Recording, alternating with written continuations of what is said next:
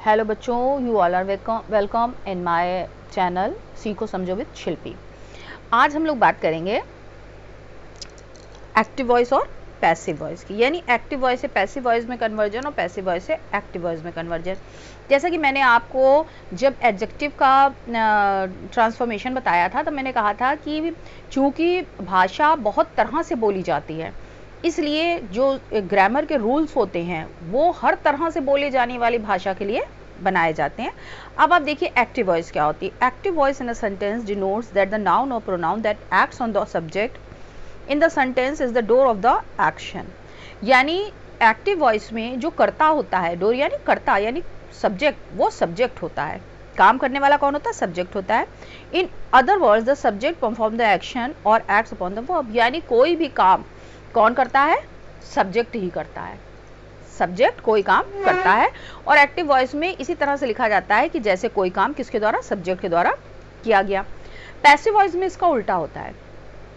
Passive voice में ये बताया जाता है कि कोई काम, उसमें भी हालांकि कर्ता जो होता है वो सब्जेक्ट ही होता है, लेकिन उसमें वर्ब की ऑब्जेक्ट की इंपॉर्टेंस ज्यादा होती है बशर्ते कर्ता के, क्योंकि कर्ता को उस समय पैसिव वॉइस में रखा जाता है। The passive voice on the other hand denotes that the subject is acted upon by the action और verb in the sentence. Subject is acted upon by the action और वर्ब इन द सेंटेंस, वो तो सब में ही subject ही काम करता है। It can also be said that the passive voice indicates that the subject in the sentence is no longer active but passive। यानी इसमें दिखाया जाता है कि जो कर्ता है वो इस समय एक्टिव कंडीशन में नहीं है और वो किस कंडीशन में है? पैसिव कंडीशन में है। इसका डिफरेंस आपको अभी एग्जाम्पल जब आप पढ़ेंगे तब आपको समझ में आ जाएगा कि इन दोनों में क्या होता है। जैसे अगर मैं एक एग्जाम्पल दूं तो Ram is writing a letter. अगर मैंने एक एक्टिव वॉइस में एक बात कही, Ram is writing a letter, और अगर हम इसी को पैसिव वॉइस में कहेंगे तो हम कहेंगे a letter is being written by Ram. यानी राम एक पत्र लिख रहा है। इसमें राम जो है वो एक्टिव है, यानी मेन कर्ता के रूप में है। और जो दूसरा हमने बोला पैसिव वॉइस में a letter is being written by the Ram, इसमें क्या हुआ? इसमें प्रमुखता लेटर की है कि एक लेटर राम के द्वारा लिखा जा रहा है। इसमें ऑब्जेक्ट की प्रमुखता हो गई और सब्जेक्ट थोड़ा सा नीचे हो गया। अब एक्टिव की डेफिनेशन क्या होती है? According to the Oxford learner's dictionary, the active voice is defined as the form of a verb in which the subject is the person और thing that perform the action. यानी subject वो चीज होती है, वो व्यक्ति होता है या वो वस्तु होती है जो एक्शन को परफॉर्म करती है। And according to the Collins dictionary, active voice is defined as a voice of verbs used to indicate that the subject of a sentence is performing the action or causing the event or process described by the verb। यानी जो भी verb के द्वारा कार्य किया जा रहा है उसे उसका परफॉर्मर कौन है? उसका परफॉर्मर सब्जेक्ट है। जब मेन परफॉर्मर सब्जेक्ट होता है, आप इसको इस तरह से समझ सकते हैं, इसको आसान लैंग्वेज में इस तरह से समझ सकते हैं कि जब किसी सेंटेंस में जो क्रिया करी जा रही है उसे डायरेक्टली बताया जाए कि सब्जेक्ट ये काम कर रहा है, यानी कोई वस्तु या कोई व्यक्ति के द्वारा ये काम परफॉर्म किया जा रहा है, तो वो एक्टिव होती है। और इसी का उल्टा जब बताया जाए कि ये काम इसके द्वारा किया गया तो वो पैसिव होता है। अब definition of passive voice, according to the Oxford learner's dictionary, the passive voice is defined as the form of a verb used when the subject is affected by the action of the verb. यानी verb के कार्य से जब, यानी verb क्रिया जो क्रिया हो रही है उसके द्वारा सब्जेक्ट अफेक्ट हो रहा है। सब्जेक्ट वो काम नहीं कर रहा है, बल्कि ऑब्जेक्ट द्वारा किए जा रहे कार्य से सब्जेक्ट अफेक्ट हो रहा है। यहाँ पर वो डोर मेन डोर नहीं है, क्रिया अभी भी उसी के द्वारा करी जा रही है, लेकिन जब हमने बोला तो हमने प्रमुखता किसको दी? हमने ऑब्जेक्ट को दी। The passive voice is formed using be and the past participle of a verb. इसको कैसे बनाया जाता है? इसको बी किसे कहते हैं? बी यानी कि प्राइमरी ऑक्सिलरीज और वर्ब की थर्ड फॉर्म यानी पास्ट पार्टिसिपल के साथ लगा करके बनाया जाता है। The subject of a passive voice does not perform the action expressed by the verb but is affected bye it. यानी कि जो कार्य वर्ब के द्वारा, यानी जो क्रिया हो रही है वो सब्जेक्ट के द्वारा करी नहीं जा रही है, बल्कि वो उसके द्वारा अफेक्ट हो रही है, प्रभावित हो रही है। अब देखिए हम कुछ कॉमन एग्जाम्पल्स देखते हैं एक्टिव और पैसिव वॉइस के। एक्टिव वॉइस में हमने कहा ट्विंकल लाइक्स एडवेंचर स्टोरीज। अब ये कौन सा टेंस है? आप संग संग में टेंस भी देखते चलिए, क्योंकि अलग अलग टेंस में हमें अलग, देखिए पास्ट पार्टिसिपल फॉर्म यानी मेन वर्ब एक ही रहेगा, यानी कि वर्ब की थर्ड फॉर्म रहेगी, लेकिन इसमें जो टू बी होगा यानी कि ऑक्सिलरी होगा, जो प्राइमरी ऑक्सिलरी होगा वो टेंस के साथ और नंबर के साथ चेंज होता रहेगा। तो ये आपका आ गया इंडेफिनिट आ गया, यानी कि सिंपल प्रेजेंट है। तो इसमें क्या लगेगा, पैसिव वॉइस में क्या हो जाएगा, adventure stories are liked by Twinkle. पहले हमने कहा ट्विंकल एडवेंचरस स्टोरीज पसंद करती है, एडवेंचरस स्टोरीज पसंद करी जाती है किसके द्वारा, ट्विंकल के द्वारा। एक्टिव वॉइस में सिद्धार्थ प्लेड क्रिकेट, सिद्धार्थ ने क्रिकेट खेला, cricket was played by Siddharth, cricket Siddharth के द्वारा खेला गया। Active voice, Meera will buy the refreshment for the party, Meera किसके लिए रिफ्रेशमेंट खरीदेगी, पार्टी के लिए। पैसिव वॉइस में हो गया the refreshment for the party will be bought by Meera, यानी रिफ्रेशमेंट जो होगा पार्टी के लिए वो किसके द्वारा खरीदा जाएगा, मीरा के द्वारा खरीदा जाएगा। अगर आप इन दोनों सेंटेंसेस को पढ़ेंगे तो आपको बिल्कुल पता चल जाएगा कि एक्टिव वॉइस और पैसिव वॉइस में क्या डिफरेंस है और इसको कैसे बनाते हैं। लेकिन फिर भी हम इनको डिटेल में पढ़ेंगे, उन लोगों के लिए भी पढ़ेंगे जिन लोगों ने अभी 5th या 6th में एक्टिव पैसिव बिल्कुल जस्ट स्टार्ट किया है, जिनको अभी इतनी तरह अच्छी तरह से समझ में नहीं आया है। इसके लिए हम इसकी डिटेल और एक एक छोटी छोटी बारीकियों को भी समझेंगे। अब वो कौन सी कंडीशन होती है जहां पर एक्टिव वॉइस जो होता है पैसिव वॉइस में कन्वर्ट होता ही नहीं है, यानी कुछ सेंटेंसेस ऐसे होते हैं जिनमें एक्टिव वॉइस में तो बात कही जा सकती है परंतु पैसिव वॉइस में बात नहीं करी जा सकती। क्यों नहीं करी जा सकती है, क्योंकि जब हमने ट्रांजिटिव और इंट्रांजिटिव वर्ब्स पढ़े थे तो हमने पढ़ा था कि ट्रांजिटिव वर्ब्स जो होते हैं उनके साथ ऑब्जेक्ट होते हैं, लेकिन जो इंट्रांजिटिव वर्ब्स होते हैं उनके साथ ऑब्जेक्ट नहीं होते हैं, वो क्रिया वर्ब पर ही खत्म हो जाते हैं। तो ऐसे में जब सेंटेंस में ऑब्जेक्ट ही नहीं है तो हम ऑब्जेक्ट और सब्जेक्ट को इंटरचेंज, उनके प्लेसेस को इंटरचेंज कैसे करेंगे, इसलिए उनके साथ पैसिव वॉइस नहीं बनती है। The sentences with which the main verb is intransitive cannot be converted into the passive voice. Only those sentences which have a transitive verb can be converted into the passive voice. अब यही आप समझ लीजिए, मैंने जो बताया कि जिनमें ऑब्जेक्ट ही नहीं है वो पैसिव वॉइस नहीं बन सकते। जैसे कि I read, मैं पढ़ता हूँ, we go, हम जाते हैं, they laugh, वे हंसते हैं, children sleep, बच्चे सोते हैं। अब इनमें चूंकि ऑब्जेक्ट ही नहीं है इसलिए इनका कन्वर्जन पैसिव वॉइस में नहीं हो सकता। अब इनके रूल्स देखिए, the sentences can not be converted into the passive voice because the verbs used in them are intransitive, क्योंकि जो वर्ब्स यूज्ड हुए वो इंट्रांजिटिव थे। The sentences of future continuous tense can not be converted into the passive voice, future continuous tense भी passive voice में convert नहीं होते हैं। क्यों नहीं होते हैं ये हम आपको आगे बताएंगे। No perfect continuous tense of any tense can be converted into the passive voice, और तीनों ही यानी प्रेजेंट, पास्ट और परफेक्ट तीनों के ही परफेक्ट कॉन्टिन्यूअस जो होते हैं वो कभी पैसिव वॉइस में कन्वर्ट नहीं होते हैं। इस तरह से हमारे 12 के जो टेंस का स्लॉट है उसमें से 4 टेंसेस निकल गए, यानी कि एक तो फ्यूचर कॉन्टिन्यूअस निकल गया, फिर present perfect continuous, past perfect continuous और फ्यूचर परफेक्ट कॉन्टिन्यूअस, यानी कि 12 में से 8 निकल गया, सॉरी 12 में से 4 निकल गया, हमारे पास 8 बचे हैं। अब हमें सिर्फ केवल इन 8 प्रकार के टेंसेस का कन्वर्जन एक्टिव टू पैसिव सीखना है। अब देखिए, जो अब इसको, ये तो हमने पढ़ लिया, पहले कंडीशन में हमने पढ़ा कि कौन कौन से चेंज नहीं होते हैं। अब हम पढ़ेंगे चेंज होने के लिए रूल्स क्या होते हैं।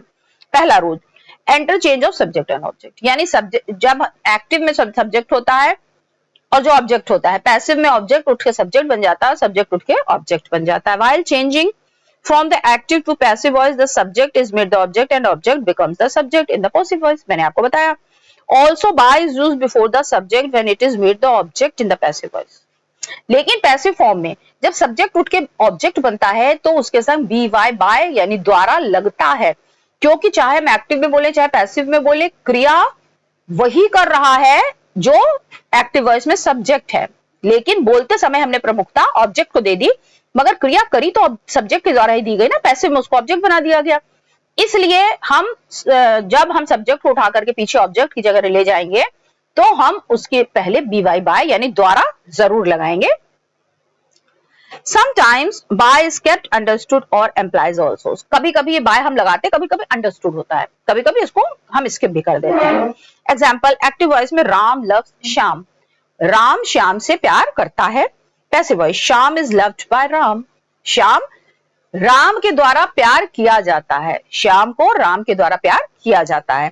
अब देखिए, सब्जेक्ट ऑब्जेक्ट और ऑब्जेक्ट सब्जेक्ट बन गया, तो एक्टिव से वो पैसिव में कन्वर्ट हो गया। दूसरा रूल क्या है, second rule, while interchange the subject and object in the passive voice, the article, adjective and adjective phrases connected with each are also carried over with them, they are not separated either from the subject or the object। यानी अगर किसी subject या object के पहले क्या लगा हो, कुछ आर्टिकल लगा हो, कोई एडजेक्टिव लगा हो, कोई एडजेक्टिव फ्रेज लगी हो, चाहे वो सब्जेक्ट के पहले लगी हो चाहे वो ऑब्जेक्ट के पहले लगी हो, जब उनके प्लेसेस चेंज होते हैं, इंटरचेंज होते हैं आपस में, तो वो सारी चीजें सब्जेक्ट की उठ करके सब्जेक्ट के साथ पीछे आ जाती हैं और ऑब्जेक्ट की उठ करके आगे सब्जेक्ट की जगह आ जाती हैं। देखिए, जैसे हम आपको समझा रहे हैं, ये क्या कहते हैं, ये रूल ये चेंज चला गया, एक सेकंड। हाँ, जैसे कि all the children heard an interesting story. अब यहाँ पर जो चिल्ड्रन हैं उनके संग क्या लगा, ऑल द चिल्ड्रन, यानी सारे बच्चे, हर्ड सुनी, an interesting story, an interesting story, story के पहले एन और इंटरेस्टिंग लगा, चिल्ड्रन के पहले ऑल और द लगा है। ऐसे में जब हम इसको पैसिव में ले जाएंगे तो हम सब्जेक्ट के सारी चीजें उठा करके पीछे ले जाएंगे और ऑब्जेक्ट की सारी चीजें सद में उठा करके आगे लाएंगे। जैसे कि एन इंटरेस्टिंग स्टोरी, स्टोरी के साथ एन और इंटरेस्टिंग उठा के लाए, was heard by all the children, सभी बच्चों के द्वारा सुनी गई। अब चलिए हम इसका तीसरा रूल देखते हैं। इसका तीसरे रूल में क्या होता है कि प्रोनाउन में कुछ चेंजेस होते हैं। Rule 3, when the pronouns are transferred from the place of object in the active voice to the place of subject in the passive voice, their form is change as follows. यानी pronoun जब हम object की जगह उठा करके subject की जगह लाते हैं तो क्या होता है, आई इन प्लेस ऑफ मी, यानी मी की जगह आई हो जाता है, वी की जगह we in place of us की जगह वी हो जाता है, हिम की जगह ही हो जाता है, हर की जगह शी हो जाता है, और देम की जगह दे हो जाता है। तो और इसका उलट हो जाता है जब हम क्या करते हैं, ये अगले रूल में हम आपको बताएंगे, इसका उलट हो जाता है जब कोई चीज आगे से पीछे, यानी सब्जेक्ट से ऑब्जेक्ट बने और ऑब्जेक्ट से सब्जेक्ट बने। यहां पर हमने आपको क्या बताया, जब कोई चीज ऑब्जेक्ट से सब्जेक्ट बनती है तो और no change in the made in the use of you, it और नाउन को, ना यू में, इट में और नाउन में। प्रोनाउन यू और इट तो दोनों प्रोनाउन है लेकिन उनमें कोई चेंज नहीं रहता, वो एज इट इज रहते हैं, और जो भी नाउन होता है उसमें कोई चेंज नहीं होता है। अगर किसी का नाम है तो वो एज इट इज यूज हो जाता है। जैसे कि राम लव्स हर, अब देखिए यहाँ पर ऑब्जेक्ट क्या है, हर है, राम क्या है, वो तो नाउन है, तो राम तो एज इट इज रहेगा, लेकिन हर क्या है, हर चूंकि प्रोनाउन है, इसलिए हर उठ करके जब आगे आएगा तो क्या हो जाएगा, she is loved by Ram. इसी तरह मोहन हिट्स देम, अगर मोहन हिट्स देम है तो सॉरी ये हेट होना चाहिए, मुझे लगता है कुछ मिसप्रिंट हुआ है, Mohan hates them, they are hated by Mohan, Mohan उनसे नफरत करता है, मोहन उनसे नफरत करता है, वे मोहन के द्वारा नफरत किए जाते हैं। तो इसमें क्या होगा कि ये कुछ चेंजेस आपको याद रखने होंगे जो आपको प्रोनाउन में करने हैं, और सेम चेंजेस तब हो जाएंगे जब सब्जेक्ट से उठ के ऑब्जेक्ट में जाएगा। अब चौथा रूल क्या है, when the pronouns are transferred from the place of subject in the active voice to the place of object in the passive voice। देखिए जस्ट ऑपोजिट है दोनों का, by me in place of I की जगह by me हो जाएगा, by us in place of we की जगह by us हो जाएगा, by him in place of he, by her in place of she, by them in place of they। तो ये सारी चीजें जैसे उसमें हुई थी उसकी उलट इसमें हो गई। इसमें भी यू, आई और नाउन जो है वो अनइफेक्टेड रहेगा, उनके ऊपर कोई असर नहीं पड़ेगा। We love the child, we love the child, example देखिए, the child is loved by us, we का क्या हो गया, बाय अस हो गया। I see a bird is seen by me, मैंने एक चिड़िया देखी, I a bird is seen by me, मेरे द्वारा एक चिड़िया देखी गई। You write a letter is written by you.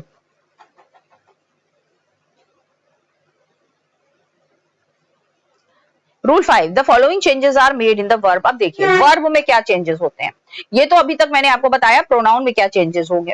पहला रूल मैंने ये बताया कि किस कंडीशन में कौन से सेंटेंस ऐसे होंगे जो आपके एक्टिव से पैसिव में कन्वर्ट नहीं होंगे। फिर हमने बताया प्रोनाउन में क्या चेंजेस होंगे। अब हम बताते हैं वर्ब में क्या चेंजेस होंगे।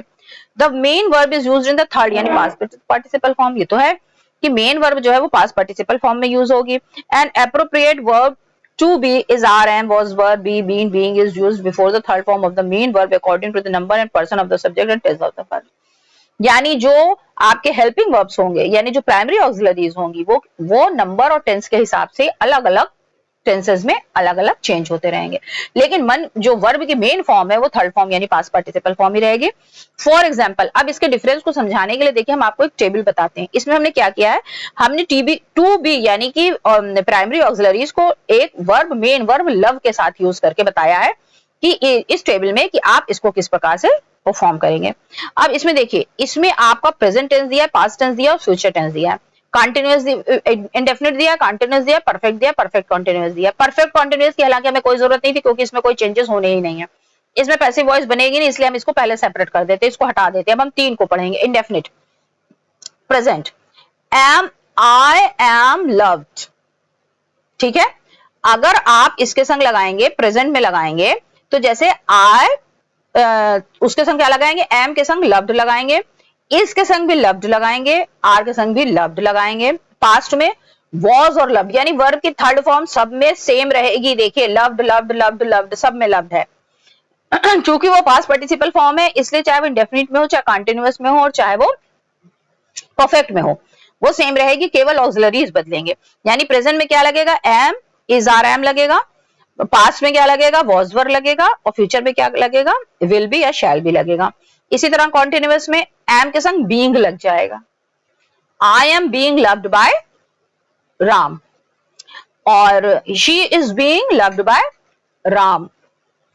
एम के संग बीइंग, इज के संग बीइंग, आर के संग बीइंग, वॉज के संग बीइंग, वर के संग बीइंग। कॉन्टिन्यूअस में आपको इसके प्रेजेंट और पास्ट दोनों में यही लगेगा, और फ्यूचर कॉन्टिन्यूअस चूंकि बनता नहीं इसलिए फ्यूचर कॉन्टिन्यूअस को मैंने काट दिया है। अब परफेक्ट में क्या होगा, परफेक्ट में हैव बीन लव्ड लगेगा। देखिए अब इसमें सिंगुलर और प्लूरल के लिए अलग अलग हैव बीन हैज बीन नहीं होगा, सिंगुलर और प्लूरल के लिए हैव बीन ही लगेगा, लेकिन पास्ट के लिए क्या लगेगा, हैड बीन लगेगा।